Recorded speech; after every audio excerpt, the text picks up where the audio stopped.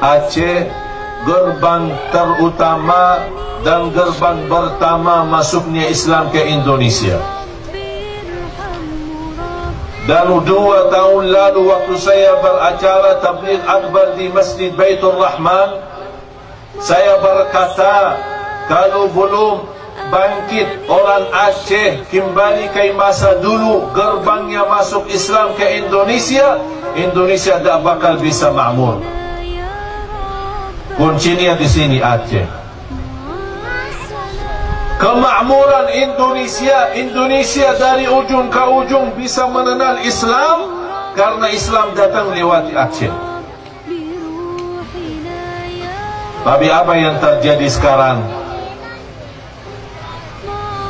Padahal tanda-tanda kebesaran Allah Subhanahu wa taala sudah diberikan peringatan